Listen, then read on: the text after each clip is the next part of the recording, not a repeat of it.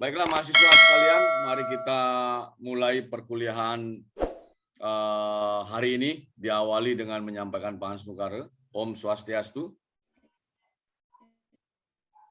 Assalamualaikum warahmatullahi wabarakatuh. Salam sejahtera untuk kita semua. Baik adik-adik mahasiswa, pada hari ini perkuliahan kelima mata kuliah manajemen pelayanan publik untuk kalian. Pada hari ini kita akan membahas tentang melanjutkan tema yang sebelumnya pernah kita bahas. Kemudian hari ini pertemuan kelima kita akan bicara tentang perubahan dalam pelayanan publik. Jadi bagaimana perubahan dalam pelayanan publik itu yang perlu kita cermati. Dalam konteks pelayanan publik tentunya ketika berbicara tentang perubahan, ada paradigma yang terjadi dalam konteks pelayanan publik di peradaban kita pada hingga hari ini. Ya, itu yang perlu dicermati. Pak Agus masukkan screen-nya dulu.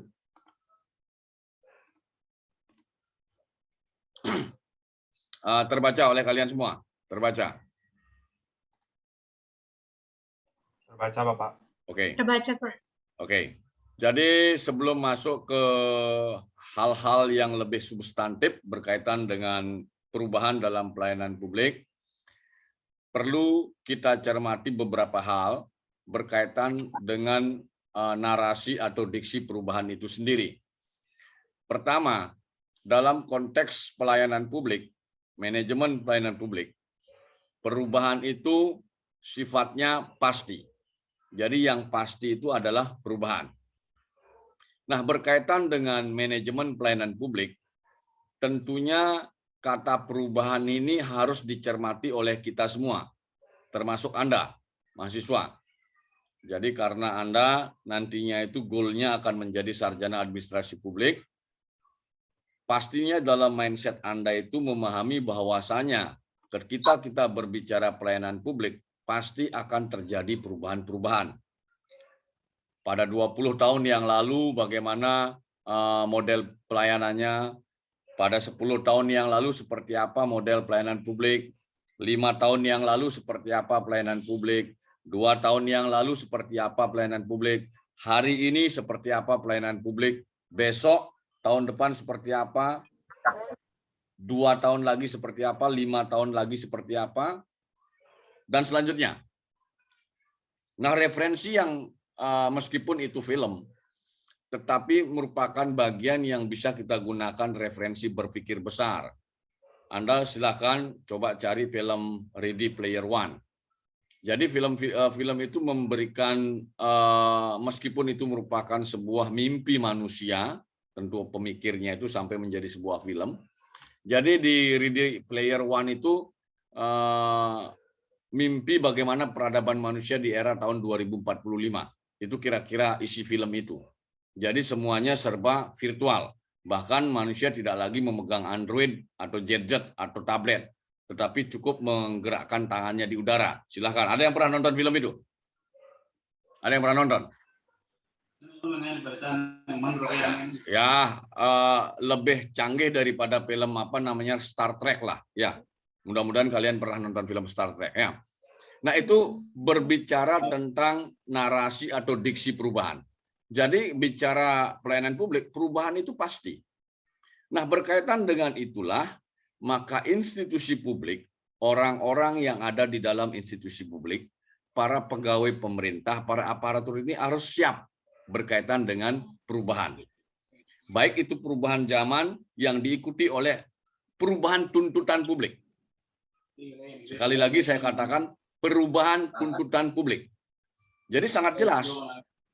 Tolong yang speakernya hidup dimatiin karena Pak Agus tidak terlalu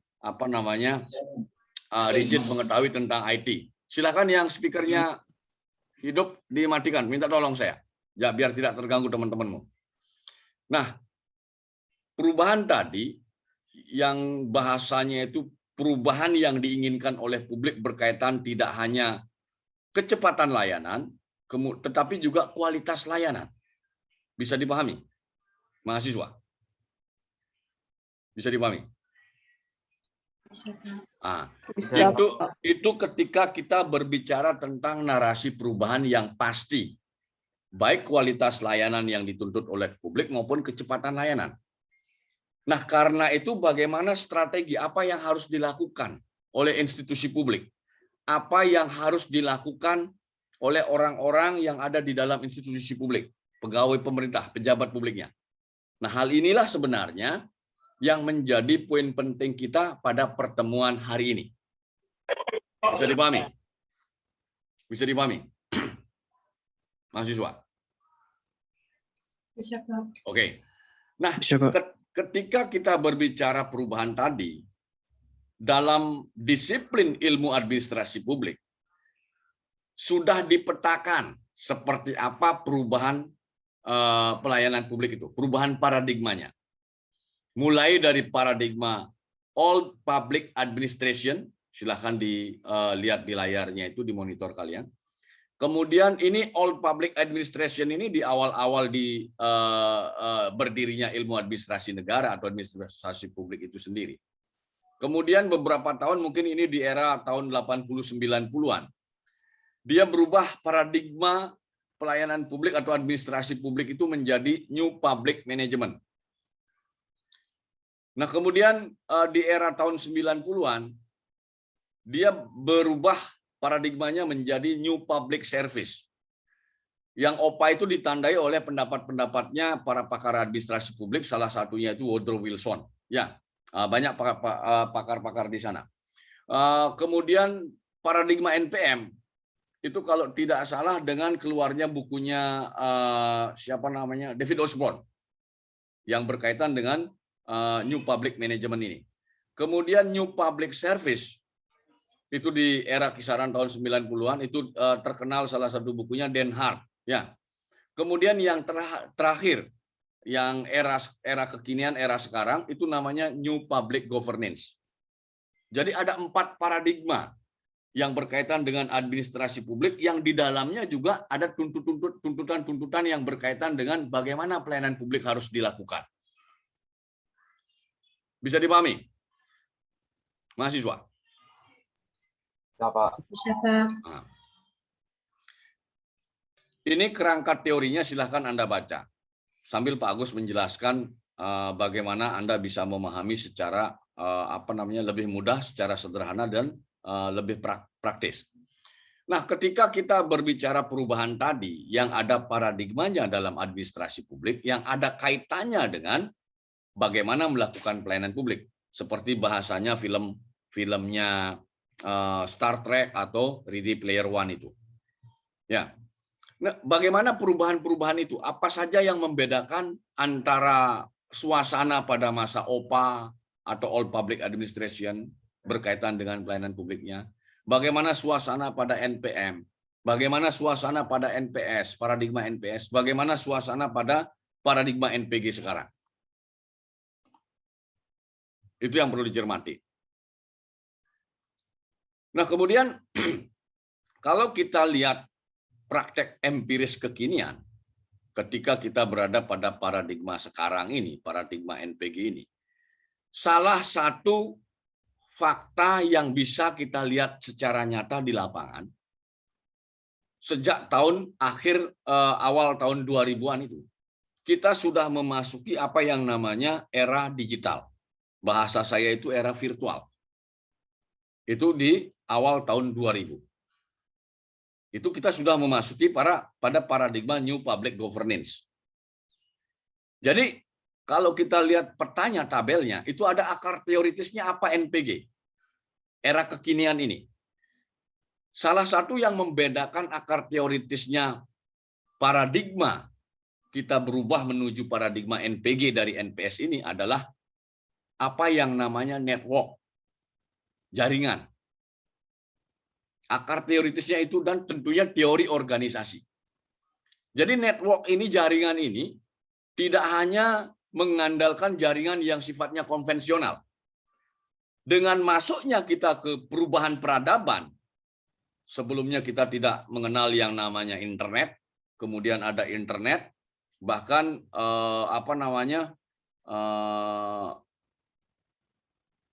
perkuliahan kita sekarang Zoom ini salah satu bentuk konkret daripada perubahan paradigma zaman yang berimplikasi terhadap paradigma administrasi publik, akhirnya juga berimplikasi terhadap layanan publik.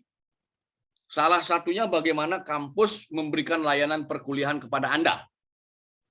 Yang sebelumnya perkuliahan sebelum NPG itu belum ditemukan yang namanya Zoom online ini, Google Classmeet ini, sekarang layanan pendidikan itu bisa menggunakan network seperti ini. Bisa dipahami? Mahasiswa?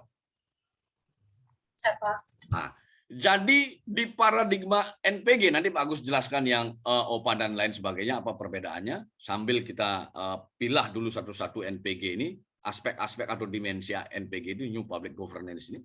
Nah, akar teoritisnya tadi sudah dikatakan bahwa teori organisasi masih pasti.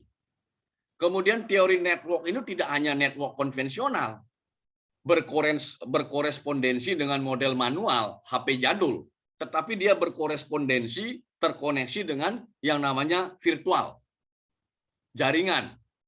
Ada cyber optik bahasanya sekarang. Ada menggunakan sinyal satelit, bahasa IT-nya seperti itu. Nah, kalau pada paradigma NPS ini belum ada network yang menggunakan jaringan internet. Demikian NPM, demikian juga OPA. Kalau di NPS mungkin sudah ada jaringan telepon kabel. Tetapi pada paradigma sebelumnya OPA mungkin tidak ada. Belum banyak mungkin yang menggunakan telepon jadul. Bisa dipahami? Mahasiswa? Bisa dipahami? Oke. Akar teoritis ini yang tadi Pak Agus katakan ada teori network, tidak hanya konvensional, tapi menggunakan ada pengaruh IT, kemajuan IT itu. Ini juga berpengaruh terhadap tuntutan kecepatan layanan. Jadi yang tadinya misalnya, dulu sebelum ada paradigma NPG ini, jadi sebelum ada kemajuan IT ini, mungkin paradigma sebelumnya, jadi orang misalnya mau membeli tiket pesawat itu bisa membutuhkan waktu yang tidak secepat sekarang. Sekarang kalau kita mau pergi kemana, sepanjang ada jaringan internet di telepon kita, kemudian ada m-banking di HP kita, sudah klik, tiket dapat. Pada paradigma NPS, belum. Pada paradigma NPM, apalagi. Bisa dipahami? Mahasiswa? Nah, bisa, Pak. Itu perbedaan dari akar teoritis dampak perubahan pelayanan publik di era kekinian. Dari yang OPA, kemudian NPM, NPS, dan NPG sekarang. Nah, itu akar teoritisnya. Kalau NPS akar teoritisnya apa? Teori administrasi negara yang baru. Kemudian teori organisasi, kemudian teori demokrasi, studi manajemen. Jadi yang membedakan dengan sekarang adalah network. Kemudian kalau paradigma NPM, New Public Management, itu ada teori rasional public choice. Jadi teori pilihan rasional. Kemudian ada studi tentang manajemen, termasuk di dalamnya manajemen pembangunan. Kemudian kalau OPA, All Public Administrasi, itu akar teoritisnya adalah ilmu politik dan kebijakan publik. Dan di OPA ini biasanya kental sekali dikotomi antara administrasi dengan politik. Yang di dalam administrasi itu ada bagiannya, salah satunya bagaimana melakukan pelayanan publik. Jadi kaku sifatnya. Tidak fleksibel hari ini atau paradigma NPG ini. Nah, di titik akar teoritis ada yang ingin kalian tanyakan. Silakan, mahasiswa. Silakan. Sebelum Pak Agus lanjutkan.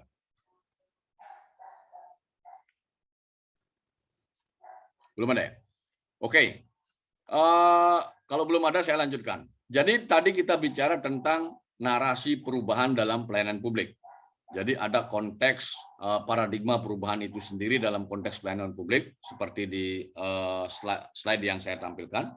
Kemudian kita bahas lagi bagaimana kita memahami perubahan itu sendiri. Jadi ketika kita berbicara perubahan dalam pelayanan publik, mulai dari OPA, NPM, kita ambil yang kekinian, NPG. Lalu apa yang akan terjadi setelah NPG? Ini masih pertanyaan besar. Jadi ketika kita memahami perubahan dalam pelayanan publik, maka ketika terjadi perubahan tuntutan layanan, baik itu masalah kualitas layanan maupun kecepatan layanan, maka harus hukumnya bagi institusi publik dan pasukannya itu menjawab masalah-masalah itu, menjawab tuntutan-tuntutan itu. Dia tidak bisa berdiam diri. Karena apabila berdiam diri, contohnya misalnya, hari ini, kita tidak bicara suka atau tidak suka, tetapi hari ini terjadi distorsi tuntutan publik dengan kualitas layanan yang diberikan negara kepada publik. Khususnya berkaitan dengan kebutuhan barang dan jasa, terutama barang-barang publik. Faktanya apa? Faktanya beberapa hari belakangan ini publik kita itu ribut karena satu, kelangkaan minyak goreng atau mahalnya harga minyak goreng. Kemudian informasi berkaitan dengan kenaikan harga bahan bakar kendaraan bermotor, khususnya Pertamax. Kemudian ada itu yang berkaitan dengan barang yang dibutuhkan oleh publik. Nah, ini menunjukkan bahwa tuntutan publik hari ini ternyata bisa dikatakan kencang. Tuntutannya itu keras sekali. Sementara institusi publik dalam hal ini kasus studi tentang negeri kita hari ini, institusi kita ternyata belum mampu menjawab masalah itu. Anda mengikuti perkembangan ini? Anda mengikuti mahasiswa? Halo, mahasiswa? Didengar suara saya? Dengar, Pak. Nah, jadi tanpa kita sadari, kita bisa mengambil contoh apa yang terjadi hari ini di tempat kita. Berkaitan dengan mata kuliah manajemen pelayanan publik. Yang dalam hal ini berkaitan dengan tugas pokok fungsi negara, memastikan hal-hal yang berkaitan dengan kebutuhan mendasar, kebutuhan pokok warga itu bisa dipenuhi secara baik. Ternyata hingga hari ini masih menimbulkan masalah yang belum bisa diselesaikan. Anda mencermati itu apa tidak? Mahasiswa? Halo? Halo? Iya, Bapak. Mungkin dari Anda ada yang bisa memberikan semacam jawaban berkaitan dengan statement saya tadi. Studi tentang keindonesiaan kita hari ini, kaitannya dengan perubahan tadi, strategi perubahan dalam pelayanan publik. Hari ini kita menyaksikan, menonton, membaca bagaimana publik ribut, terutama emak-emak dengan masalah minyak goreng. Kemudian yang kedua, kenaikan harga BBM. Nah, ini menunjukkan bahwa tuntutan publik keras sekali untuk itu, tetapi negara belum memberikan jawaban untuk ini yang memuaskan untuk publik. Bagaimana pandangan Anda? Ada yang bisa menjawab? Silakan. Ada yang mau menjawab? Silakan. Apa masalahnya? Kenapa institusi publik kita belum bisa memuaskan rakyat berkaitan dengan masalah yang dua tadi? Silakan. Mengapa institusi publik kita bisa dikatakan belum memberikan kepuasan layanan kepada publik mayoritas sekarang, khususnya berkaitan dengan minyak goreng saja, jangan BBM dulu, berat kalau BBM, minyak goreng. Ada yang mau jawab? Satu orang saja, silakan. Jadi minyak goreng ini, meskipun sederhana bahasanya, sehari-hari bisa kita lihat di dapur kita masing-masing, tetapi sebelum hari ini minyak goreng harganya di kisaran, kalau tidak salah 14.000 1 liter. Tapi hari ini harganya kalau nggak salah sekitar 24.000 seliter. Ada kenaikan berapa persen itu? Silakan, ada yang mau menjawab, mahasiswa? Dari saya, Bapak. Siapa itu namamu? Widi, Bapak. Ya, gimana Widi? Kira-kira apa jawaban tentang apa yang menjadi keharusan institusi publik? Kenapa institusi publik belum bisa memberikan kepuasan itu? Kalau menurut saya pribadi, Bapak, Ya. masalah minyak goreng itu menurut saya mungkin pimpinan, Pak, terjadi miskomunikasi. Jadi terjadinya penimbunan seperti yang tersebut. Dan harganya itu, Pak, mungkin waktu ini kan sempat ada minyak goreng subsidi itu, Pak, yang 15.000 kalau nggak salah terdekat. Ya. Itu tuh 14.000 ya. jadinya, menurut saya itu tuh jadinya ngerusak harga, Pak. Jadi pada saat ada minyak goreng 15.000 per liter tuh, itu tuh ditimbun sama oknum-oknum yang tidak bertanggung jawab. Terus nanti pas habis itu yang minyak goreng subsidi itu kan sisa minyak goreng yang lain, Curah. Pak. Itu tuh jadinya Curah ya. Minyak goreng curah. itu jadinya kan naik harga minyak goreng yang lain, Pak. Jadi menurut Willy, komunikasi pimpinan yang di atas, Pak. Menurut Willy. Mungkin itu dari Willy, Pak. Oke. Jadi ketika kita berbicara tadi konteksnya kualitas layanan. Dalam hal ini barang, dalam hal ini seharusnya negara hadir memastikan mengawal yang namanya 9 bahan pokok. Jadi 9 bahan pokok itu kalau tidak salah beras, gula, kemudian minyak goreng termasuk, tapi saya lupa lagi berapa, ada 9 bahan pokok itu. Itu negara memang harus hadir sehingga harga-harga itu terjangkau oleh seluruh anak negeri ini dengan harga yang sama, seharusnya sama dari Sabang sampai Merauke. Itu harusnya. Nah, berarti ini menunjukkan bahwa apa yang menjadi tugas pokok fungsi negara, dalam hal ini kewenangan Departemen Perdagangan, Kementerian Perdagangan, ini bisa dikatakan lalai. Nah, kelalaian ini tentunya kalau kita bicara tadi konteks pelayanan publik, berarti sudah nyata. Kementerian Perdagangan ternyata kualitas layanannya bisa dikatakan buruk berkaitan dengan distribusi minyak goreng ini. Nah, kalau kita ingin tahu apa sebabnya, ini memang agak berat. Kalian harus mempelajari lagi apa yang namanya mata kuliah kebijakan publik. Sudah pernah dapat mata kuliah kebijakan publik? Sudah pernah? Sudah, Halo? Pak. Sudah. Yang ngajar siapa? Yang ngajar siapa? Bu Emma kalau nggak salah, Pak. Ya. Jadi kembali ke materi kita.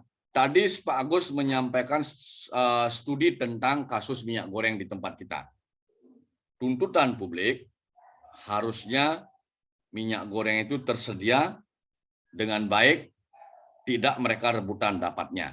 Kemudian harganya tidak seperti sekarang. Itu tuntutan publik. Kenyataannya ketika kita menggunakan pendekatan mata kuliah kita, manajemen pelayanan publik ini, kenyataannya negara, dalam hal ini Kementerian Perdagangan, kualitas pekerjaan mereka, kinerja mereka bisa dikatakan buruk. Nah, untuk mengetahui lebih jauh tentang bagaimana policy ini, sekilas Pak Agus buka saja sedikit. Jadi kalau bicara kualitas layanan sudah tadi dibahas. Apa yang namanya kebijakan publik, kemudian tepatnya implementasi kebijakan. Jadi kalau mengetahui, merunut, ingin mengetahui dengan detail apa yang menjadi penyebabnya, tentunya dia dikaji dengan pendekatan implementasi kebijakan. Bagaimana komunikasi yang dilakukan oleh lembaga yang berwenang, yang mempunyai urusan ini. Bagaimana komunikasi yang dilakukan oleh institusi yang paling punya kewenangan utama berkaitan dengan minyak goreng ini, tentunya Kementerian Perdagangan. Bagaimana dia melakukan komunikasi dengan pihak-pihak swasta, pabrik, perusahaan yang memproduksi ini. Bagaimana dia melakukan komunikasi dengan distributor yang berkaitan dengan produk ini. Itu aspek yang pertama dari implementasi kebijakan menggunakan teorinya Van Horn. Kemudian bagaimana sumber daya. Nah, justru sumber daya ini sangat dipertanyakan oleh publik untuk kasus pelayanan penyediaan layanan minyak goreng ini. Publik itu berpikir Negeri ini adalah negeri yang paling banyak pohon sawitnya. Bahkan pohon kelapa biasa juga banyak. Sehingga mereka miris, kenapa harusnya minyak goreng ini langka. Jadi ada apa dengan sumber daya ini? Baik sumber daya yang berkaitan dengan material untuk memproduksi minyak goreng itu, maupun sumber daya yang berkaitan dengan produksi itu, pabriknya, pegawainya, perusahaannya, modal perusahaan, dan lain sebagainya. Kemudian aspek yang ketiga adalah kecenderungan. Nah, yang dicurigai oleh publik, impasing penekanan itu pada kecenderungan dan struktur birokrasi bahasanya, aspek keempat. Diduga ada permainan antara struktur birokrasi dengan kecenderungan yang dilakukan oleh aktor-aktor yang terlibat di dalam produksi dan distribusi minyak goreng ini. Bisa dipahami? Mahasiswa? Bisa dipahami? Bisa, Pak. Nah, itu ketika kita ingin lebih jauh masuk ke dalam lagi, ingin mengetahui bagaimana menyelesaikan yang namanya layanan, salah satunya itu layanan ketersediaan bahan sembako untuk publik, untuk rakyat. Salah satunya minyak goreng. Bisa dipahami, mahasiswa? Bisa, Pak. Nah, jadi dari ilustrasi Pak Agus itu kira-kira ada yang ingin memberikan pendapat. Apa penyebab utamanya? Di samping tadi Widi bicara tentang apa tadi saya catat, Widi bicara miskomunikasi. Miskomunikasi itu salah satu aspek yang pertama dalam implementasi kebijakan. Ada sumber daya, kemudian ada kecenderungan atau disposisi yang dilakukan oleh aktor-aktor. Kemudian yang terakhir adalah selain sumber daya, struktur birokrasi. Ada yang ingin memberikan pendapat berkaitan dengan kasus layanan minyak goreng ini, ketersediaan stok minyak goreng ini? Ada? Kalau ada silakan. Belum ada? Kalau belum ada, bagus lanjutkan. Jadi ketika kita berbicara tadi perubahan dan bagaimana perubahan di dalam pelayanan publik, kemudian bagaimana strategi menghadapi perubahan, kemudian resistensi perubahan perlu dicermati. Hal yang mendasar ketika kita bicara tuntutan publik berkaitan dengan kualitas atau produk layanan yang disediakan oleh institusi pemerintah atau publik. Salah satu kendala kita adalah kultur di dalam birokrasi itu sendiri. Karena di dalam birokrasi itu sendiri, orang-orang yang ada di dalamnya tidak semuanya bisa diajak merubah strategi. Tidak semuanya bisa diajak mempercepat kualitas layanan. Meningkatkan kualitas layanan. Karena praktek yang terjadi di lapangan justru kerap masalah ini ada di internal institusi publik itu sendiri. Bisa dipahami? Bisa dipahami? Bisa, Bapak. Nah, bahkan kalau kita bicara patologi birokrasi di negeri kita ini, jadi patologi itu memang sulit sekali dihilangkan di tempat kita. Sejak kita belum merdeka, yang masih diurus oleh company atau VOC itu, kemudian kita merdeka, kemudian kita masuk orde lama, masuk orde baru, masuk orde reformasi ini pun masih sulit kita melakukan perubahan ke arah yang lebih baik. Belum totalitas kita semua. Ternyata salah satu penyebabnya itu adalah orang-orang yang ada di dalam institusi publik itu sendiri. Tidak semuanya mau merubah diri. Bisa dipahami? Bisa dipahami mahasiswa? Bisa, Pak. Nah, padahal kalau kita melihat tabel perubahan paradigma itu, kita sudah pada paradigma NPG. Kita sudah berada pada era virtual. Kita sudah berada pada era digital. Bisa dipahami?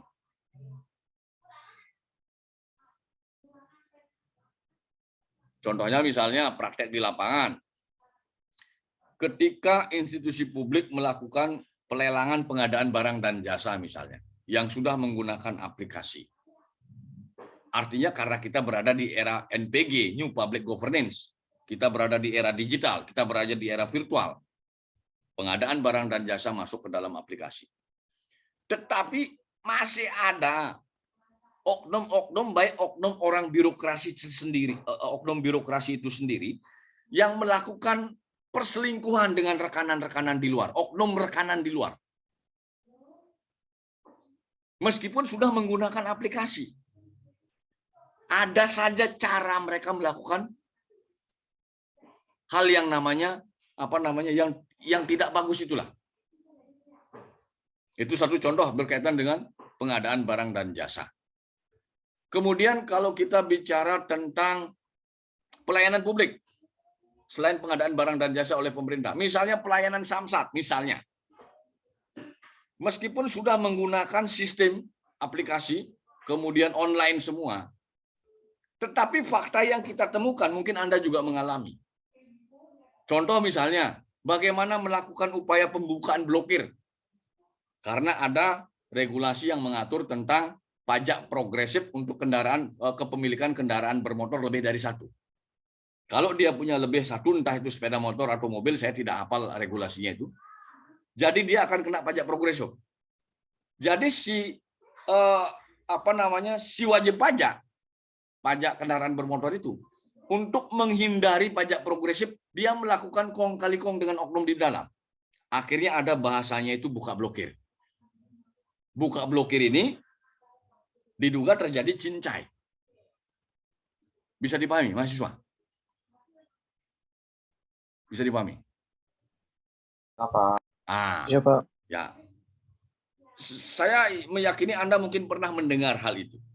Nah, artinya ketika kita berbicara perubahan dalam layanan publik, seharusnya yang kita lakukan itu adalah hal-hal, tindakan-tindakan, polisi-polisi, kebijakan-kebijakan yang positif, tidak negatif. Orientasinya tentunya bagaimana perlu terhadap upaya untuk menaikkan pendapatan negara. Bagaimana upaya untuk meningkatkan pendapatan asli daerah. Justru bukannya menghindari terjadi kong kali kong, sehingga seharusnya yang masuk ke negara lebih jadi kurang. Bisa dipahami, mahasiswa? Bisa, Pak. Nah, itu tadi saya berbicara tidak hanya hal yang bersifat konseptual, tapi juga praktis.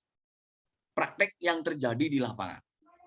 Jadi ternyata hal yang berat bagi kita dalam melakukan menghadapi perubahan itu, menjawab menjawab tuntutan-tuntutan publik itu, bagaimana kita membuat fokus institusi publik kita, menyatukan pikiran kita dengan teman-teman kita di dalam organisasi, sehingga punya satu tujuan, satu visi. Itu kendalanya. Bisa dipahami? Bisa, Pak. Sampai di sini silakan. Ada yang ingin kalian tanyakan? Silakan. Belum ada? Waktu kita masih tersisa 4 menit kurang. Ada yang mau bertanya? Silakan. Belum ada? Belum. Kalau belum, saya lanjutkan. Kita kembali ke tabel. Tadi sudah berbicara resistensi perubahan. Kemudian kita juga perlu melihat bagaimana paradigma NPG ini, yang kaitannya dengan perubahan nanti. Jadi sifat negara plural. Jadi negara itu karena peradaban ini terus maju, terus berkembang, peradaban manusia itu, kemudian terjadi perubahan sosiologis, antropologis dari masyarakat yang sifatnya agraris menuju masyarakat urban. Muncul perkotaan-perkotaan baru, muncul smart city, muncul kota-kota satelit yang di dalamnya itu masyarakatnya itu betul-betul plural. Pluralisme inilah yang menjadi salah satu nafas paradigma hari ini. Jadi ketika kita bicara sifat negara, maka negara diharapkan untuk menghargai pluralisme ini. Jadi tidak ada lagi bahasa primordialisme. Jadi bagaimana misalnya kalau kita lihat praktek empiris di lapangan, Contohnya misalnya, ini kaitannya dengan pelayanan publik juga. Bagaimana seorang Obama yang notabene Muslim itu bisa menjadi presiden Amerika beberapa tahun yang lalu. Kenapa demikian? Karena orang Amerika IPM-nya sudah bagus, dia tidak bisa lagi diajak bicara tentang apa kadron, cebong, kampret itu. Tidak bisa lagi. Karena dia plural. Berbeda dengan, mohon maaf, di tempat kita ini. Ya, Pak ya? Ya, Pak ya?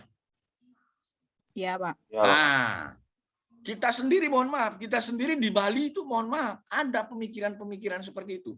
Contohnya misalnya, mohon maaf saja, mau misalnya mencari kepala daerah di